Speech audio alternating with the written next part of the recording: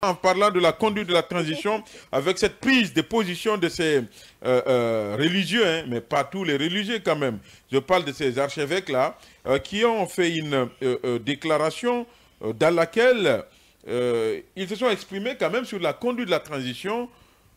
Ce sont des archevêques très quand même inquiets de la conduite de la transition, puisque dans cette déclaration, il a été question de brouillage des ondes, du retrait de certaines chaînes de télévision sur le bouquet canal, mais aussi et surtout de manque de visibilité sur l'orientation et l'exécution du chronogramme de la transition.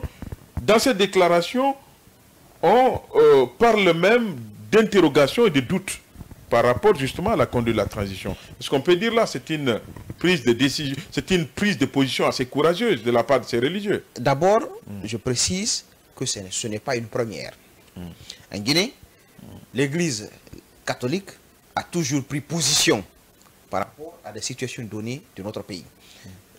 Vous vous souvenez, Monseigneur Cardinal Robert Sarah, Monseigneur Vincent Koulibaly récemment, maintenant on suppose qu'il est un peu proche de Mamadi. Ça, c'est vous qui le dites. Non, hein. on suppose. On suppose. Qui on? Non, on suppose, parce qu'il a été membre des assises. Il a été membre des assises. Parce que tu as été membre des assises. Non, il a fait un travail. Que tu peux dire que tu es proche de Mamadi. Non, il faut dire. Il faut que tu dire on. Laissez-moi parler. Non, non, non. Laissez-moi parler. On ne suppose pas, dit tu supposes. Non, dit tu supposes. Non, pas du tout. Mais quand tu dis on suppose, tu parles au nom de qui? Je vous dis bien, on suppose. Quand même, vous êtes journaliste quand même. Non, non, non. Vous êtes journaliste. Non. Vous êtes journaliste. C'est pas parce qu'il a été membre des assises que tu peux dire de facto je dis bien, qu'il est proche de Doumbouya. Je dis qu'on suppose qu'il est proche de Doumbouya. Ça, c'est un premier cas. Mais d'entrée, il faut le reconnaître que l'Église catholique en Guinée, les archevêques catholiques de Guinée, ont toujours pris position, quand il le fallait, face aux régimes qui sont succédés en Guinée. Le cardinal Robert Sarah l'a fait au temps de Sékou Touré, ça lui a valu l'exil, au temps de Conte la même chose. À un moment donné, Monseigneur Vincent l'a fait. Récemment, l'Église catholique, au temps d'Alpha, à maintes reprises, a réitéré cela. Je me demande, pendant ce temps. Non, parlons d'abord de la déclaration. C'est là où tu veux en venir. Parlons d'abord du contenu de la déclaration. C'est courageux. Dans une société qui se respecte, on a toujours besoin des sages, des religieux en quelque sorte, des acteurs politiques, ou en tout cas des coordinations, qui à un moment donné rappellent à l'élite politique, rappellent aux dirigeants, rappellent aux dirigés leurs erreurs et les guident vers le droit chemin. Je pense que ces gens sont sur ce talent-là. Parce que beaucoup de voix se sont élevées pour quand même interpeller les religieux, pour dire le temps d'intervenir. Est-ce qu'on peut dire là, l'Église catholique vient quand même de répondre à cet appel? Justement, il y a une grille. Il y a une grille de lecture. Vous comprendrez que dans ce message adressé au Fils de la République, parce que moi j'appelle cela comme ça, un message adressé au Fils de la République, il y a notamment les violations des droits de l'homme, les cas de tuerie mentionnés, brouillage des ondes, retrait de licence. C'est pas quand même, c'est pas inventé, c'est une réalité. C'est une réalité. On parle d'obscurité dans la conduite de la transition. On parle même de manque d'électricité. C'est-à-dire tous les volets ont été évoqués. Je vous dis bien, tout ce qui a été dit, tout ce qui a été rapporté dedans, il n'y a pas de mensonge, il n'y a pas d'invention. Ce n'est pas un rapport d'une ONG peut-être internationale qui n'a pas recoupé. Hein.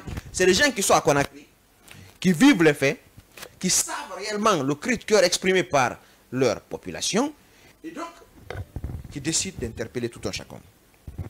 Au président de la transition, il a reçu sa dose. Non, attendez. Je vous dis bien, non, si je dis qu'il a reçu sa dose...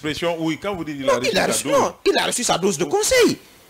Pour celui qui veut être conseiller. Il faut être précis, oui, allez-y. Parce que quand on dit qu'il a reçu sa dose, on sait qu'est-ce que cette expression renvoie. Moi, je ne parle, moi, je ne parle pas... Oui, moi, je ne donc parle, il a été conseiller. Moi, je ne parle pas de votre casse 1009 ici. Hein. Donc vous... Ce que je dis... Selon vous, le général devrait écouter ces conseils. Ce que je dis, Mamadi a été conseiller.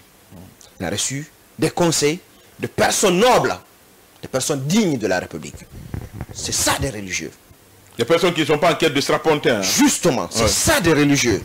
Qui savent que quand le pays bascule, même eux, ils vont en pâtir. On ne peut pas aller à l'église ou à la mosquée. Même eux, ils vont en pâtir. C'est quand il y a sécurité que les gens vont aller à la mosquée. C'est quand il y a stabilité que les gens vont aller à l'église. Ils ont pris le soin d'interpeller le premier magistrat du pays, à lui d'en tirer les leçons. S'il a des conseillers, même la s'il a des conseillers, été interpellé là-bas. Non, parce qu'on a parlé à la société aussi. Non, je parle du cas du président. J'ai dit que c'est général, ou bien, c'est ce que j'ai dit ici. Mais pour le cas spécifique du président, celui qui pilote les destinées de notre pays, celui à qui tous les projecteurs sont fixés actuellement, il faut le dire, il a eu de quoi s'inspirer. Je conseillerais au président de la transition de lire cette déclaration, ce message adressé au fils de la République. Si il a des conseillers dans l'ombre qui lui disent que tout va bien dans le pays, s'il y a des groupes électrogènes qui alimentent le palais Mohamed V, si de la nourriture ne manque pas au palais Mohamed V, s'il est bien sécurisé, s'il roule dans des grosses bagnoles, il n'a qu'à savoir que ça ne va pas. C'est le soin de tout religieux. C'est l'attitude que devrait adopter tout religieux, donc tout sage. Vous appelez donc aux religieux musulmans d'emboîter les pas à ces... Je ne m'attends à rien. Alors, je vous le dis, on est talonné par le temps. La religion musulmane n'a pas de leader. Attendez, en Guinée, attention, capable de dire la vérité attention, au président là, de la vous République. êtes sur une pente glissante, je ne vais pas vous laisser vous casser les pieds. Non, pas du tout. Nous avons des religieux respectables, respectés, qui sont courageux, je n'ai pas dit le contraire. qui savent dire la vérité. Voilà, non. Parce que quand vous dites qu'il n'y a pas de leader, c'est que vous êtes extrêmement grave. Le leader n'en manque pas dans la religion. Depuis autant de compter. Oui. Est-ce que vous connaissez Elhadj Mohamed Saliou? Depuis autant de compter. Qui a dit la vérité au général Lansana Conté plus qu'Elhadj Mohamed Saliou? Remontez l'histoire quand même. Laissez maintenant. Voilà. Laissez-moi parler. Vous avez dit que parler. pas une mémoire courte, mais laissez-moi parler. De ces prises de position assez courageuses. Laissez-moi parler. Voilà. Avant lui, il y a eu d'autres. Il y a eu un autre d'abord qui parlait bien à Lansana Conté. Lui, il est décédé. Il y a Mansour Fadiga. Vous écoutez ces discours. Je vous dis bien. Vous ne pouvez pas vous permettre de mettre tout le monde dans le temps d'Alpha, on le connaît.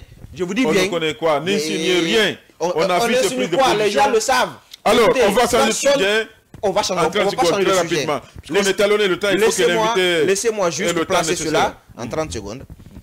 Moi, Madiou, en termes de vérité, en termes de discours de vérité, à l'égard des dirigeants, je ne vois pas actuellement un leader religieux qui, à un moment donné, a osé dire la vérité à nos dirigeants. Il faut l'assumer.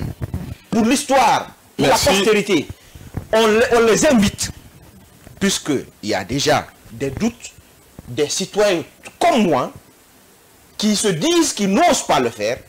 Ils ont tout en main, ils n'ont qu'à interpeller, tout comme les catholiques, ils n'ont qu'à interpeller les dirigeants actuels, les acteurs politiques et tous les fils de la République, et les appeler sur le droit chemin. Vous êtes largement compris.